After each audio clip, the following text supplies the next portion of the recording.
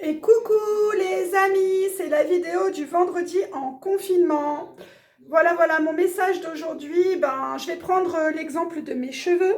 Voilà, je les ai beaucoup sollicités, donc nous les filles, certaines filles, les brushings, les couleurs, voilà, on a tendance à vraiment agresser notre cheveu et du coup après, on paye l'addition. Et c'est exactement pareil avec ce qui se passe à l'intérieur, c'est-à-dire qu'on subit beaucoup de stress, on laisse beaucoup de choses nous atteindre et après, bien entendu, on va devoir payer l'addition. Donc, il faut rester vraiment focus sur son intérieur. Il faut vraiment prendre soin de soi. S'il le faut, si vraiment vous avez des soucis, que vous êtes déprimé à cause du confinement, à cause d'un tierce, un proche à vous qui vous a fait du mal, ou les collègues de travail, n'importe quelle chose qui pourrait vous apporter du stress ou de la peine, il faut vraiment tout de suite contrôler en gros ce que ça peut vous faire à l'intérieur. S'il faut vous faire aider, allez voir un thérapeute si nécessaire, allez voir des professionnels, allez voir des coachs aussi. Il y a des gens qui vont me dire oui mais là Sandrine c'est des charlatans, c'est absolument faux. Beaucoup ont eu le même vécu que vous, c'est des personnes qui ont été formées, c'est des personnes qui ont des outils qui peuvent vous aider à aller mieux et donc n'hésitez pas à faire appel à eux, c'est très important. Je vais aussi vous parler d'une histoire que moi j'aime beaucoup, un peu pour représenter la chose. C'est l'histoire des jumeaux. Il y en a plein qui la connaissent.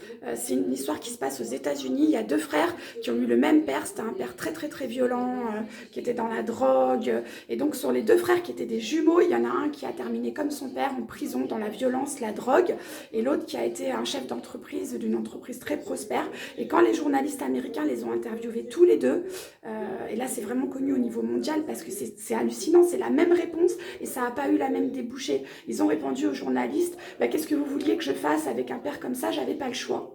Donc il y en a un qui a estimé qu'il n'avait pas le choix que de faire comme son père, de mal tourner, et l'autre il a dit exactement la même chose: avec un père comme ça j'avais pas le choix que de me battre et en fait avoir mon entreprise. Donc vous voyez, c'est ce que vous faites avec le problème qui va être important. C'est vraiment, est-ce que vous allez être positif, est-ce que vous allez être négatif. Donc parfois il faut laisser partir ce qui s'en va pour laisser rentrer ce qui rentre, mais surtout vraiment travailler sur son mental. C'est ça qui est le plus important, c'est de garder la pêche, le focus. En début d'année, surtout, on prend des bonnes résolutions et c'est très important de s'y maintenir. Il faut essayer de faire du sport. Si tu n'y arrives pas, tu prends un coach sportif si tu peux, mais enfin tu t'entoures de personnes sportives. Et ça peut être à l'infini. Tu as des problèmes chez toi, tu n'arrives pas à ranger ta maison, tu t'es laissé déborder, tu prends un coach en rangement. C'est un petit investissement, mais avec ce que ça va t'apporter derrière, c'est très important que tu prennes soin de toi, de ton environnement. Allez, à tout casser, une semaine et quelques jours, on est le 4 décembre, le 15, le confinement tel qu'on le connaît aujourd'hui va changer. Tu vas pouvoir aller voir ta famille, tes proches, tes amis, leur faire des bisous, des câlins, voyager, changer de région. Et justement, tout ça, tu vois, on l'a toujours eu. On a toujours pu aller au restaurant, voir notre famille, nos amis, sauf que pour certains d'entre nous, on n'a pas su donner la valeur de tout ça jusqu'au jour où on nous l'a repris.